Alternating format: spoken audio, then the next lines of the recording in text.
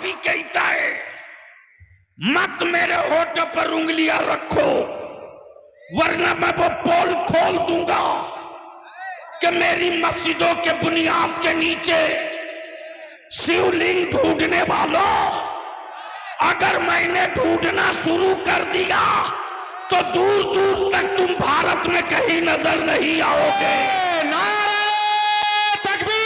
अगर तुम ये कहते हो कि सबसे पुराने तुम हो तो बता दो जरा कि जब इतने पुराने तुम हो तो फिर हमारी मस्जिदों में तुम्हारे लोग पनाह क्यों लिए हुए थे?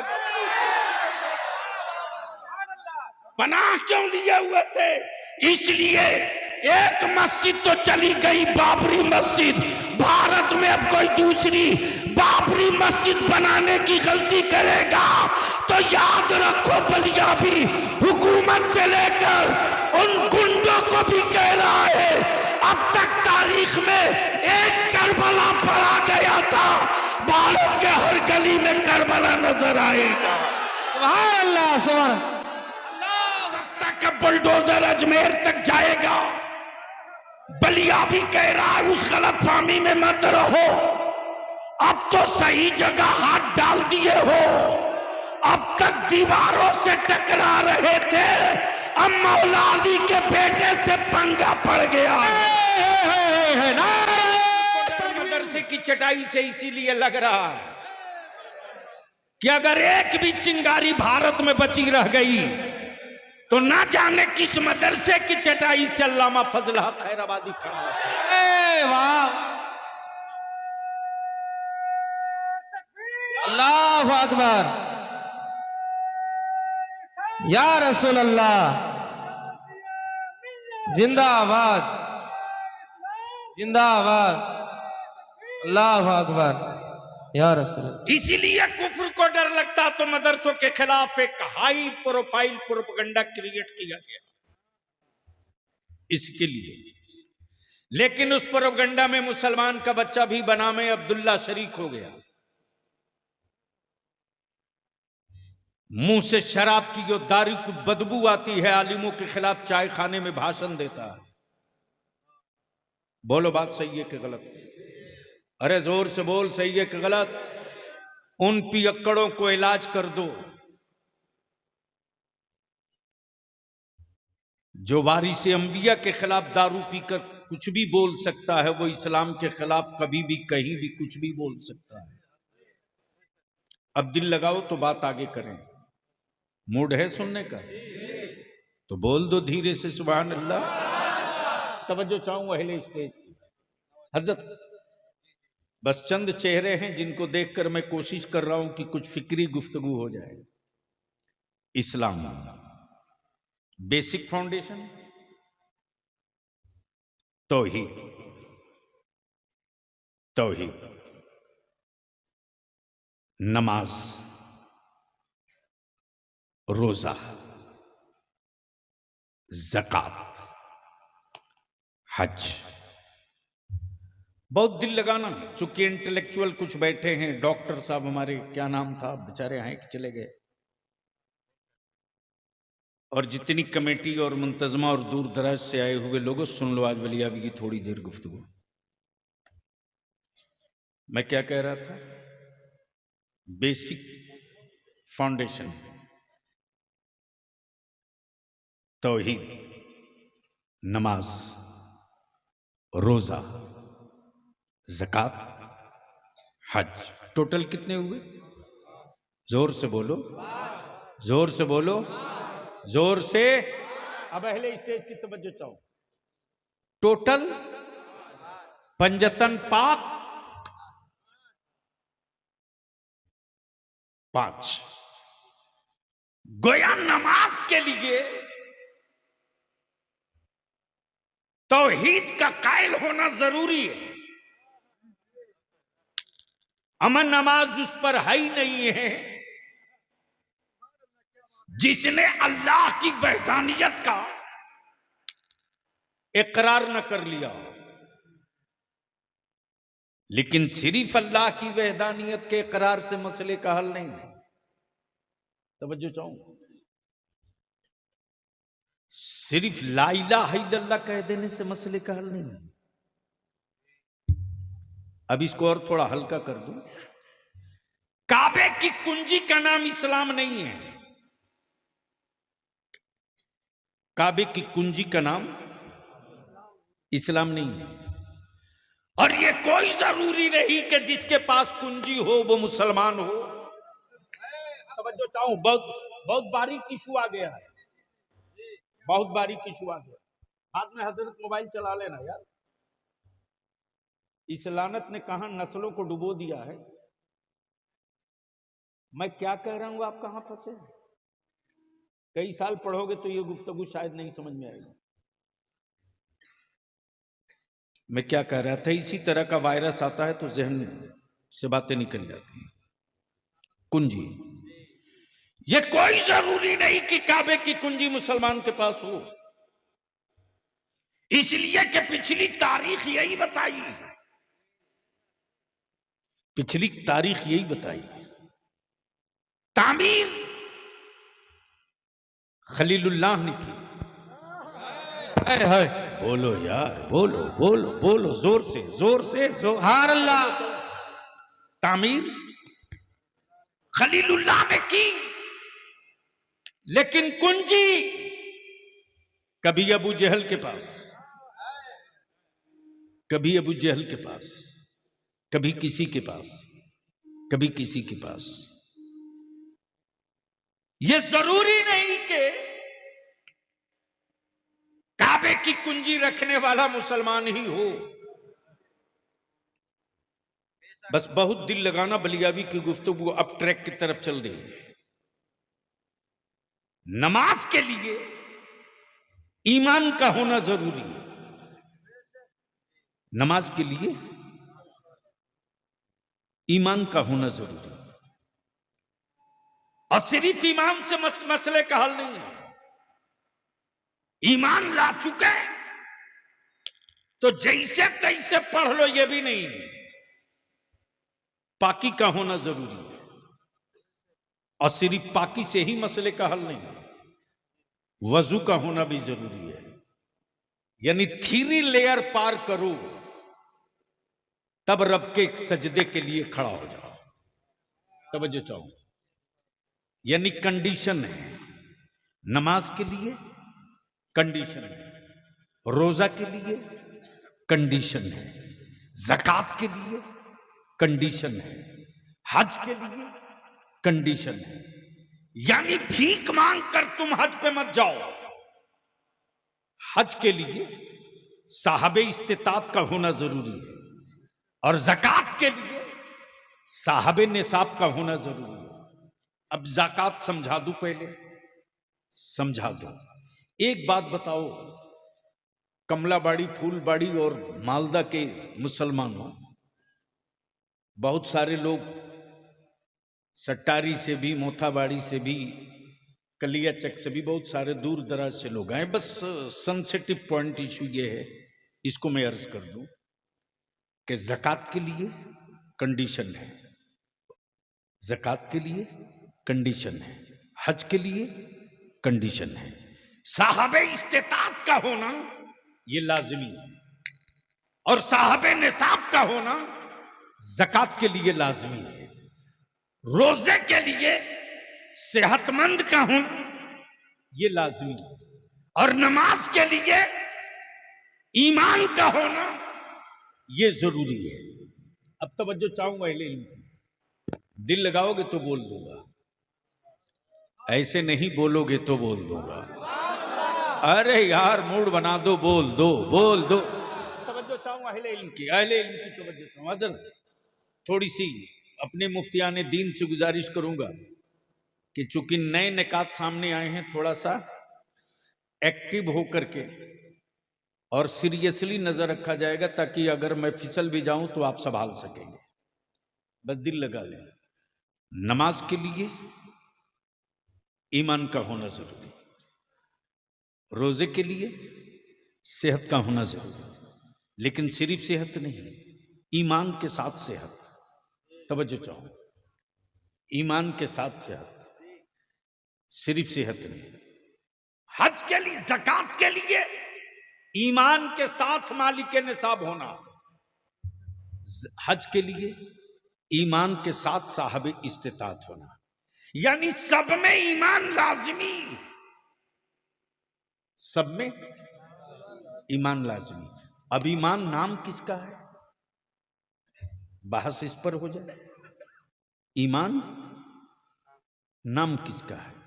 किसी पेड़ का नहीं, किसी जंगल का नहीं, किसी हजरत का नहीं, किसी पहाड़ का नहीं, किसी शहर का नहीं, किसी फर्द का नहीं। फिर ये ईमान नाम किसका है? किसका है? किसका है? तो देख करके तो सब माने हैं, बिन देखे खुदा को वहदहू ला शरीक मान लो।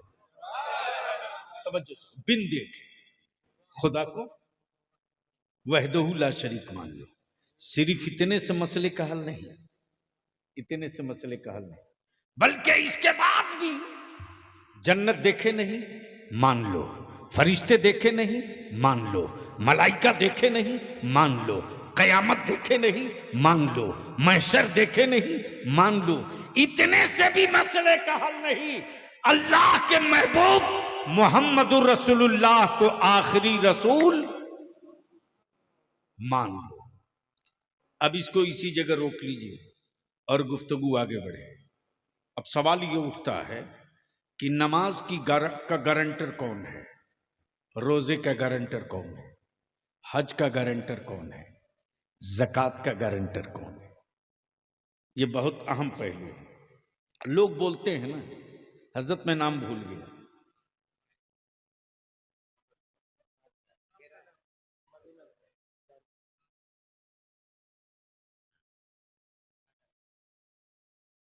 मोहम्मद, हजरत मौलाना कारी अल कैसा, हजरत आपका मैं भूल गया हूं, हजरत अल्लामा मौलाना मोहम्मद लुत्फुर रहमान साहब अजहरी। बस थोड़ी सी, हजरत आपने मकान बहुत अच्छा बनाया, बहुत बढ़िया, आखिर बनाते वक्त इंजीनियर कुछ तो बताया होगा कि छत का गारंटर कौन है। तवज्जो चाहूं, अगर बात समझ में आवे तो, छत का गारंटर कौन है, दीवारों का जामिन कौन है, छत का गारंटर कौन है, दीवारों का जामिन कौन है, जिससे आप बेखौफ होकर सो सकें, बेफिक्र होकर सो सकें। बहुत बहुत बहुत बहुत सेंसिटिव इशू है प्लीज, जिससे आप बेखौफ होकर सो सकें, भय मुक्त होकर सो सकें। इंजीनियर ने जब दीवार कंप्लीट करके छत ढाल दिया तो कहा, कारी साहब बुनियाद इतनी मजबूत है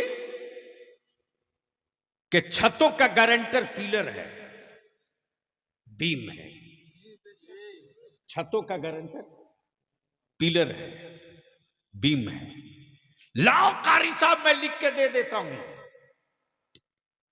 जलजला आएगा जरूर, पत्ते और दरख्त तो हिल जाएंगे लेकिन आपकी छत नहीं हिलेगी, इसलिए कि मैंने बहुत ठोस बुनियाद ठोक के डाली है। अब दिल को लगा लीजिए, जहन को करीब कीजिए, जहन को करीब कीजिए। छतों की का गारंटर पिलर और बीम, छतों की गारंटर पिलर और बीम। अब मैं पूछूं मुसलमान, तू बता तेरी दौलतों का गारंटर कौन है रे? बस दिल लगा दो तो बोल दो, बोल दो, बोल दो, तवज्जो चाहो। एक मामूली तामीर की थोड़ी सी टेक्नोलॉजी ने छतों की गारंटी ले ली, लेकिन जब मेरे आका मुस्तफा जाने रहमत सल्लल्लाहु अलैहि वसल्लम ने ज़कात का तसव्वुर पेश किया उम्मत के सामने तो ये क्लियर कर दिया, सुन, तेरी मकान, तेरे मकानों की छतों का गारंटर पिलर या बीम बने ना बने, तेरी दौलतों की तहफ्फुज और हिफाजत का गारंटर ज़कात बनने जा रही है। सुभान अल्लाह, सुभान अल्लाह। ज़कात की अदायगी तेरी दौलतों की जमानत है। लेकिन आज का मुसलमान अगर ज़कात अगर ढंग से निकाल देना तो न दीदी के दरवाजे कटोरा लेके जाना पड़ेगा, न दादा के सामने हाथ फैलाना पड़ेगा। अरे मुसलमान, अब तू इतना गरीब है उसके बावजूद भी तू खटकता सबको है रे। और बलिया भी कहता है, मत मेरे होठ पर उंगलियां रखो वरना मैं वो पोल खोल दूंगा कि मेरी मस्जिदों के बुनियाद के नीचे शिवलिंग ढूंढने वालों, अगर मैंने ढूंढना शुरू कर दिया तो दूर दूर तक तुम भारत में कहीं नजर नहीं आओगे। नारे तकबीर, नारे रिसालत, नारे रिसालत, मसला के आला हजरत, नारे तकबीर। चारों तरफ से हाथ उठे, लब्बैक या रसूल अल्लाह, उठाओ हाथ, उठाओ, लब्बैक, लगा जोर से, जोर से। लब्बैक या रसूल अल्लाह, लब्बैक या रसूल अल्लाह, लब्बैक या रसूल अल्लाह, लब्बैक या रसूल अल्लाह, लब्बैक या रसूल अल्लाह। मैं पूछना चाहता हूं, अगर तुम ये कहते हो कि सबसे पुराने तुम हो तो बता दो जरा कि जब इतने पुराने तुम हो तो फिर हमारी मस्जिदों में तुम्हारे लोग पनाह क्यों लिए हुए थे? पनाह क्यों लिए हुए थे? इसलिए एक मस्जिद तो चली गई, बाबरी मस्जिद। भारत में अब कोई दूसरी बाबरी मस्जिद बनाने की गलती करेगा तो याद रखो, बलिया भी हुकूमत से लेकर उन गुंडों को भी कह रहा है, अब तक तारीख में एक करबला पड़ा गया था, भारत के हर गली में करबला नजर आएगा। सुभान अल्लाह, सुभान अल्लाह।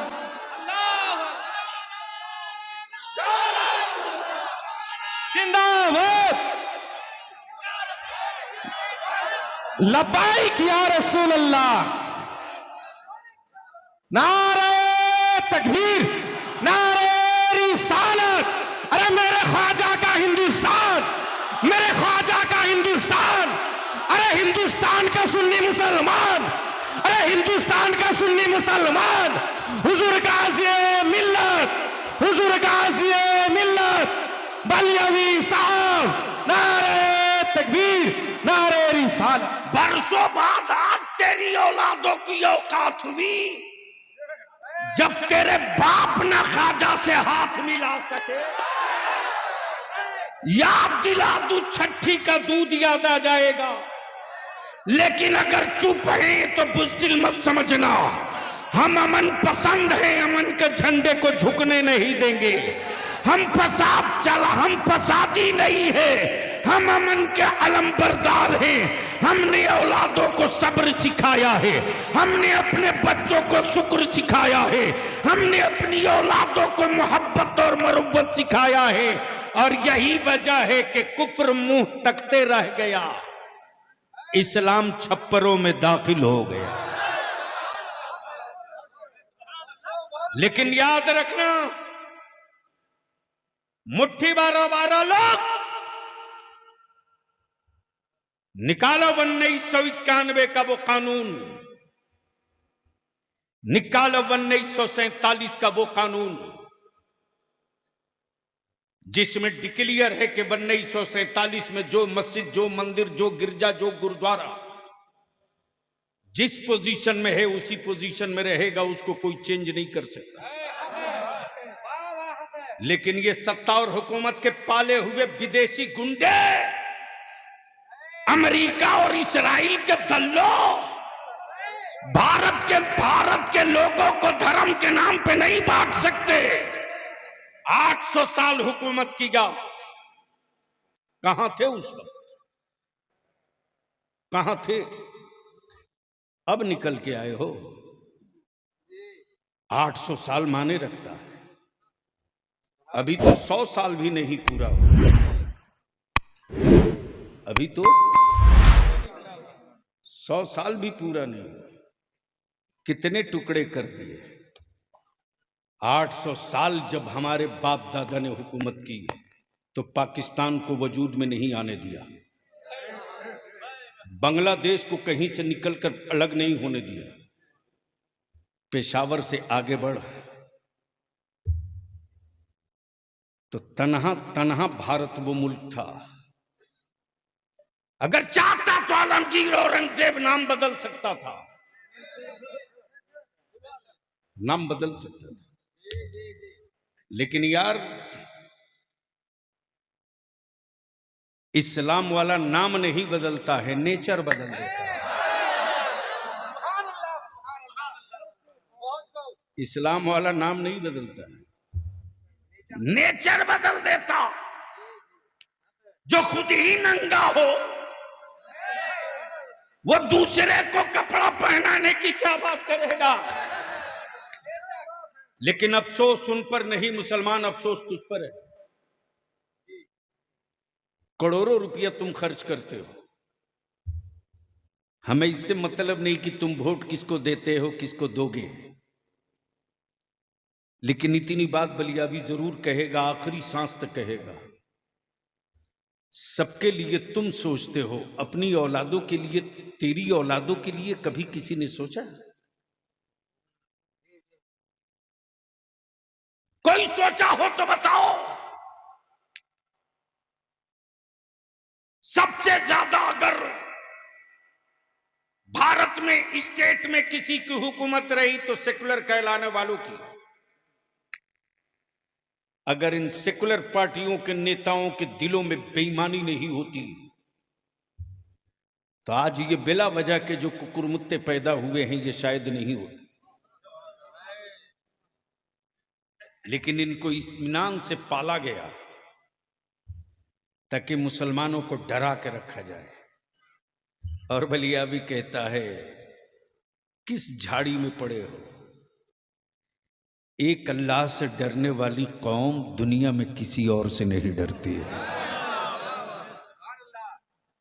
और डरेगा वो जिसे ना जाने क्या क्या बनने का डर हो। हमें कोई डर नहीं, इसलिए कि हम अब्दुल्ला हैं, अब्दुल्ला ही रहेंगे। डर उसको है, डर उसको है जिसके यहां कोई महशर नहीं है। हमारे यहां महशर भी है, शफाअत भी मुस्तफा की है। आए आए आए, वारे मेरे आला हजरत, वारे मेरे आला हजरत। और याद रखना मुसलमानों, हजरत तो रोज पैदा होते हैं,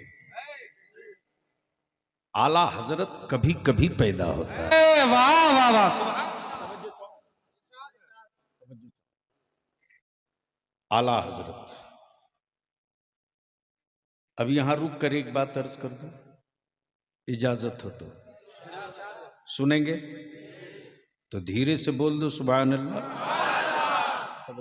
हजरत हजरी साहब तकरीर कर रहे थे, इसी बीच में एक साहब खड़े हो गए। खड़े हुए तो बीच में खड़े थे, मैं समझ नहीं पा रहा था कि ये किधर वाले हैं।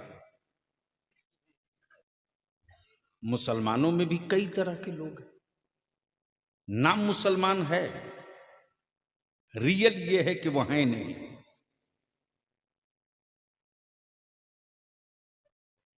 तो मैंने कहा बड़े साहब जरा बाहर निकल आइए। तो जैसे ही पैजामा पर नजर पड़ी तो मैं समझ गया ये किधर वाले हैं। अब जैसे ही दिखे तो मैंने कहा फरमाइए क्या कहना चाहते हैं। बोले आप लोग सिर्फ एक ही रसूल की बात करते हैं। नबी तो बहुत थे, रसूल बहुत थे, किताबी बहुत थे, सहीफे बहुत थे, लेकिन महफिल कोई भी हो, बात एक ही नबी की। मैंने कहा बात तो बिल्कुल पते की है। मैंने कहा आप उम्मत किसकी है?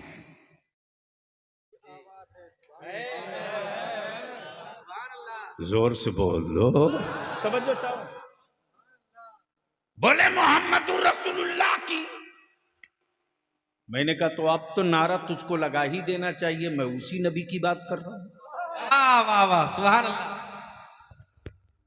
अंदर का खोट और अंदर का पाप बाहर आ गया। बोला कि फातिहे की महफिल आपके यहां होती है। मैंने कहा आपके यहां नहीं होती। तो कोई जवाब ही नहीं दे रहा। मैंने कहा मेरे यहां एक फातिहा नहीं है, रोज फातिहा है। अमन नमाज बगैर फातिहे की नहीं है। जोर से ओए, जोर से सुभान अल्लाह। सूरे फातिहा पढ़ना ही पड़ेगा। जैसे ही मैंने कहा कि प्रॉब्लम बताइए बड़े साहब, दिक्कत क्या है एक ही नबी से? हमारा अकीदा और ईमान यही है कि वो अव्वल भी है आखिर भी है। वो बकिया जितने हैं सब बीच के, वो अव्वल भी है आखिर भी है, वो इब्तिदा भी है, वो इंतहा भी है। तवज्जो चाहूंगा ले ली। बोला नहीं बात तो ठीक है, लेकिन महीना मुहर्रम का हो तो उसी नबी की बात, जमादिल अव्वल हो तो उसी नबी की बात, हज हो तो उसी नबी की बात। मेरे कहने का मतलब यह है कि एक ही नबी की बात बार बार क्यों? आप लोगों का मन नहीं उकताता है? बंगला में क्या बोलते हैं उसको?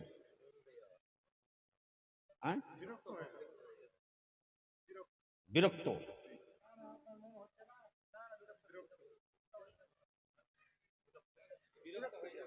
यानी आज भी हमारा देश जब इटली के लिए हाई कोर्ट में केस लड़ सकता है, नहीं मालूम है तो सुन लीजिए आप लोग। रसगुल्ला का मुकदमा कोर्ट पहुंचा हुआ है। बंगाल वाला बोलता है रसगुल्ला हमारा है, तो उड़ीसा वाला बोलता है नहीं बाबा ये हमारा है। अब सोच सकते हैं तो बिहार वाला क्यों पीछे रहे? वो भी बोल दिया लिट्टी पर भी लड़ाई होगी।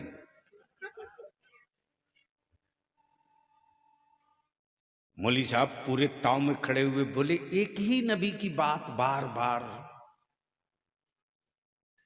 मेराज की रात हो तो उसी नबी की बात, रमजान का महीना हो तो उसी नबी की बात, तीजा 40वां हो तो उसी नबी की बात, जुमा की तकरीर हो तो उसी नबी की बात। बार बार एक ही नबी की बात करते हैं, मन नहीं घबराता है? मैंने कहा बड़े साहब आपकी उम्र कितनी हो गई?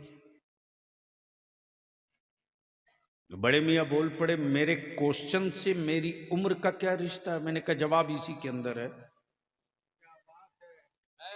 इसलिए कि पल्ला आपको उससे पड़ गया है जो खांटी खांटी खूंटा ठोक कादरी है। समझो चाहो। बड़े मियाँ आपका एज कितना हुआ? बोले 60 साल। कितना? 60 ईयर्स। मैंने कहा एक बात बताओ बड़े साहब, पानी पीते हो?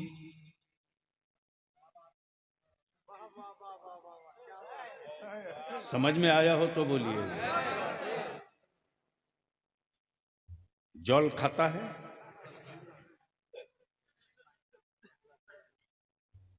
भला साहब कैसी बात करता है? अगर पानी नहीं पिएगा तो पानी चढ़ाना पड़ेगा। मैंने कहा कभी चढ़ाना भी पड़ता है, कभी पानी उतारना भी पड़ता है।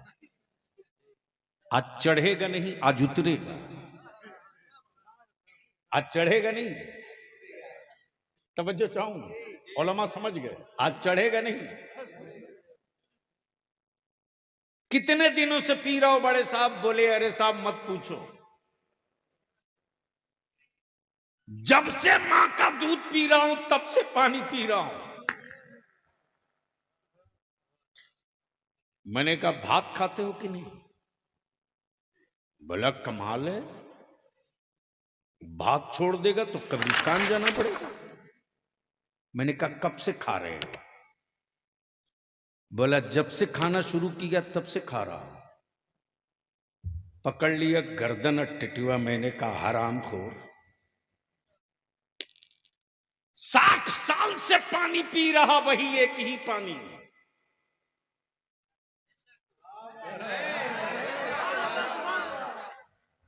एक दिन के लिए बदल के दिखा। एक ही चावल का भात खाते हो गए 60 साल। 24 घंटे के लिए प्लास्टिक वाला ट्राई करके देख। मौली साहब झुंझला के बोल पड़ा, ये रोटी चावल पानी मेरी जिंदगी की बुनियाद। रोटी चावल पानी छोड़ दूंगा, मर जाऊंगा।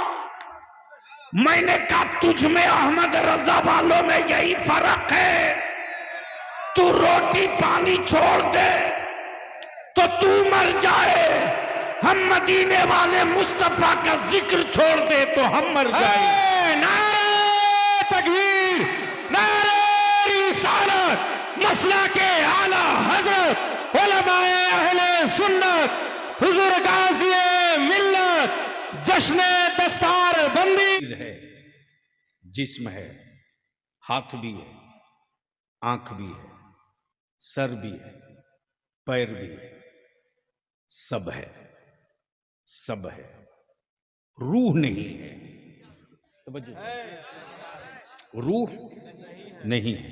हाथ उठेगा, बोल बोल बोल बोल, जबान बोलेगी, आंख देखेगी, पैर चलेगा, दिमाग सोचेगा, दिल धड़केगा, नसें हरकत में होगी। क्यों? सब तो है, सिर्फ एक ही चीज तो नहीं है जो दिखती भी नहीं। तवज्जो चाहो, जो दिखती भी नहीं वही नहीं है। हाथ है दिख रहा, पैर है दिख रहा, सर है दिख रहा, आंखें हैं दिख रही, जबान है दिख रही, रूह दिख नहीं रही, लेकिन है नहीं, है नहीं। बोलोगे तो बोल दूंगा, और रंग में आके बोल दे, बोल दे। मैंने कहा जरी साहब है तो सब कुछ, है तो सब कुछ, सिर्फ रूह ही तो नहीं है। बोलिए ना, आंख देख क्यों नहीं रही, हाथ उठ क्यों नहीं रहा, जबान बोल क्यों नहीं रही, पैर चल क्यों नहीं रहा? तो अजहरी साहब बोल पड़ेंगे सब हो, रूह ना हो तो न पैर किसी काम का, न हाथ किसी काम का, न आंखें किसी काम की। रूह के बगैर जिस्म बेकार। यही से मसल के आला हजरत का अकीदा बोल पड़ा, रूह के बगैर जिस्म बेकार, हुजूर के बगैर सारी इबादतें बेकार। वाह वाह वाह वाह।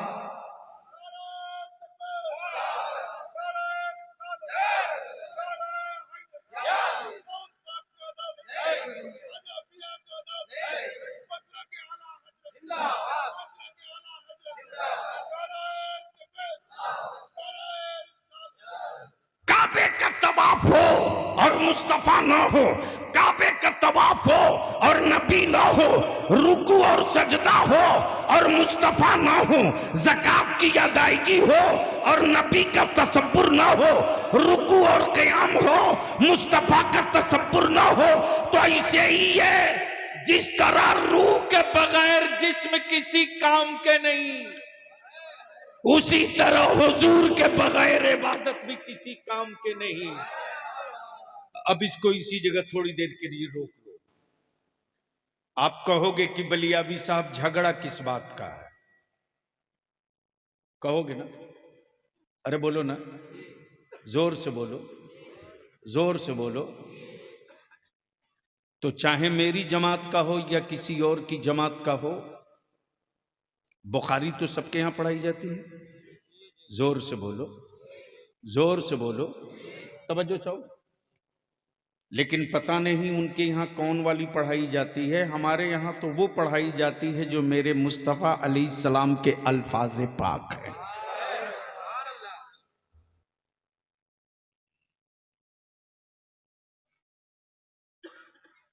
बैठ जाओ, बहुत अच्छे आदमी, एक दो को और साथ लेके चले आना।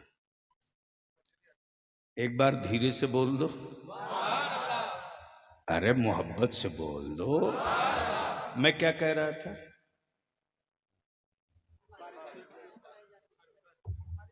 हाय हाय हाय हाय, वाह वाह वाह वाह। कसम खुदा की, लफ्ज बुखारी का तस्वुर आते ही इल्म वाला इतराने लगता है। तवज्जो चाहो। अब एक साहब पैजामा उठा उठा के भाषण दे रहे थे, हम अहले हदीस हैं, हम अहले हदीस हैं, हम अहले हदीस हैं। मैंने कहा हदीस में दिखाओ कहां लिखा है अहले हदीस। अजहरी साहब, आप तो जामे अजहर, वहां सारी स्याह सित्ता आपने पढ़ ली, अहले हदीस कहीं हदीस में है? सिर्फ हदीस है,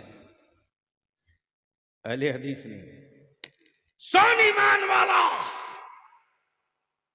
झगड़ा चादर का नहीं, झगड़ा उर्स का नहीं, झगड़ा नियाज फातिया का नहीं। ओ मर्जी तेरी, बाप तेरा मरा, फातिहा पढ़ मत पढ़। और अगर इतने ही कलेजे में दम है, अगर सवाब नहीं पहुंचता है तो मस्जिदों की तामीर के वक्त चंदा मांगते वक्त ये क्यों कहते हो कि गिट्टी दे दो सवाब क़यामत तक मिलेगा? तवज्जो चाहो। सीमेंट दे दो सवाब क़यामत तक मिलेगा, दे दो। हमारा यार ये पहाड़ों की गूंगी गिट्टियां, ये ना जाने किसके कारखाने का बना हुआ छड़, ये पत्थरों का पिसा हुआ पाउडर सीमेंट, ये बेजान पत्थर, सवाब क़यामत तक। बोल यार, बोल यार, हाय हाय हाय। इसलिए ये इल्जाम मत लगा, हाँ खम ठोक के बलियाबी कहेगा सिराज अखी मेरे यहां पैदा हुआ तो हम उर्स नहीं करेंगे तो कौन करेगा? अलावल हक पंडवी मेरे यहां पैदा हुआ तो हम फातिहा नहीं पढ़ेंगे तो कौन पढ़ेगा? नारा भी लगाया तो इसे डर के लगाओ ठोक करके, यार अभी तो नारे की जरूरत है।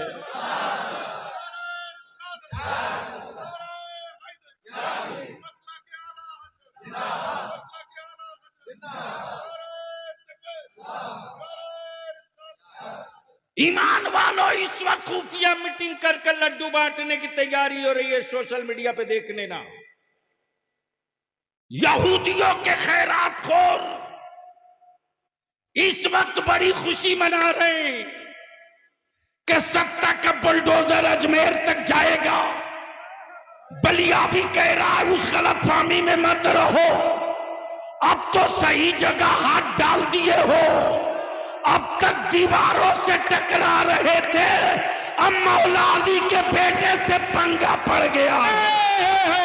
नारे तकबीर, नारे रिसालत, दोनों हाथों को उठाए, लब्बाइक या रसूल अल्लाह, लब्बाइक या रसूल अल्लाह, लब्बाइक या रसूल अल्लाह, लब्बाइक या रसूल अल्लाह, लब्बाइक या रसूल अल्लाह। नारे तकबीर, नारे रिसालत, अरे ख्वाजा का हिंदुस्तान, अरे ख्वाजा का हिंदुस्तान, अरे मेरे ख्वाजा का हिंदुस्तान, हिंदुस्तान का सुन्नी मुसलमान। नारे तकबीर, नारे रिसालत, हुजूर गाजी मिल्लत, मुफक्किर इस्लाम, नारे तकबीर, नारे रिसालत। और आज तुम जो सोच नहीं सके हो वो तेरे बाप दादा सब करके निपट के देख चुके हैं, पानी बंद करके देख चुके हैं अंजाम। तवज्जो चाहो, अहले स्टेज की तवज्जो चाहो, पानी बंद करके अंजाम देख चुके हो। और गरीब नवाज के लेट जाने के बाद अजमेरे मोहल्ला में पावर भी देख चुके हो। ना चाहते हुए भी चादर भेजनी पड़ती है। अब तो धीरे से बोल दो और जोर से। या और सी बात है कि इंडिया में मेरी चादर ओढ़ने में शर्म आती है, लेकिन सऊदिया में दुपट्टा ओढ़ लेते हैं, कोई टेंशन नहीं होता।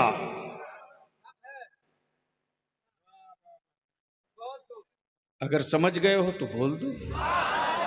तवज्जो चाहूं, दिल लगाओ। बाकी जिंदा और सलामत और बाहर रह गए,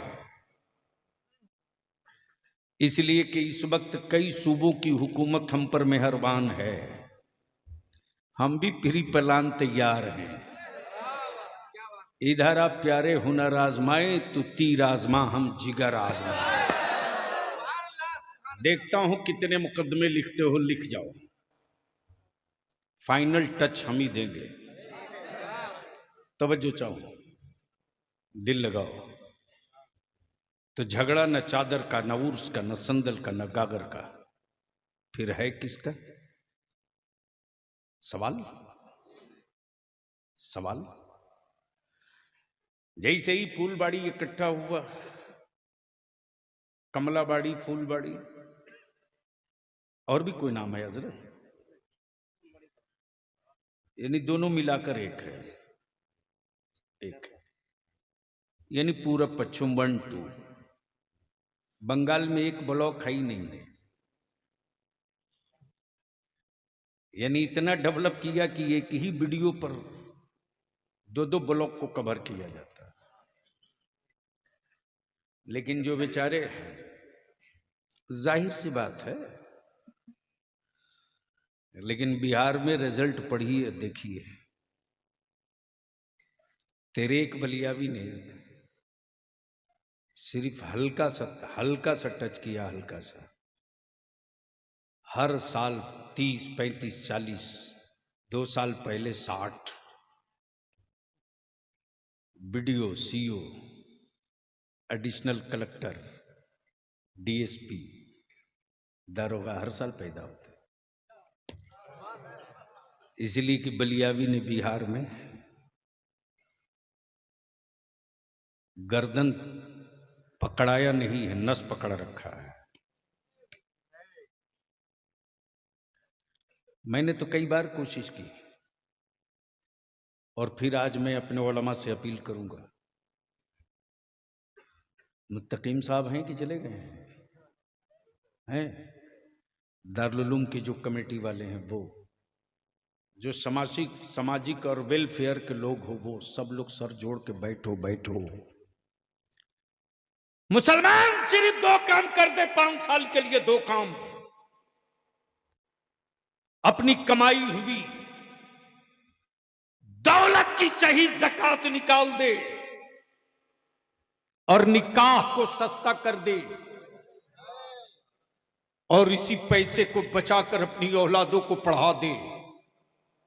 6ठे साल में हुकूमत से भीख नहीं मांगनी पड़ेगी, तेरी औलादे छाती पर चढ़ करके अपना हिस्सा ले लेंगे।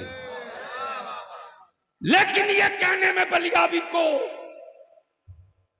बड़ा दर्द होता है रे, बहुत दर्द होता। जब मुंबई जाता हूं तो हमारे बच्चे सिर्फ एक काम करते हैं, मकानों में इंटीरियर का,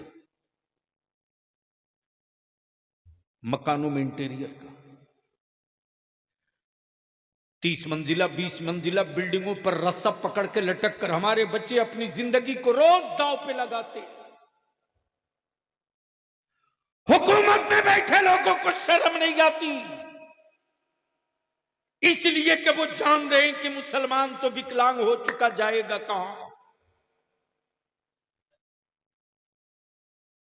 लेबर बनकर अब अपनी नस्लों को मत जिंदा रखो। मजदूर बनने के लिए तुम पैदा नहीं हुए थे, हुकूमत करने के लिए तुम जन्म लिए थे। हुक्मरान कौम आज मजदूर बन गई और हमने बनाया, गैरों ने नहीं। सिर्फ फजूल खर्ची को बचा दो, 5 साल के बाद तेरी नस्लों को चेंज होने से कोई माई का लाल रोक नहीं सकता। हमने मास्टर मुकीमुर रहमान साहब से मैंने कहा, एक्स MLA साहब से, कि एक ऐसा स्कूल हो जनाब, मुत्तकीम साहब से, उनके सेक्रेटरी से भी, सबसे मैंने कहा एक ऐसा मदरसा हमारा हो जहां दीनियात के साथ साथ हम साइंस भी, मेडिकल भी CBSE पैटर्न पर लेकर चले, ताकि जो बच्चा KG से लेकर के आलमियत तक पहुंचे या हिफ्ज तक पहुंचे वो गुंगा पैदा ना हो। जिस जगह खड़ा हो जाए वहीं औकात बता दे और बोल दे कि अब तक तूने मदरसों की दीवार देखी थी, अब मदरसे की तासीर भी देख ले।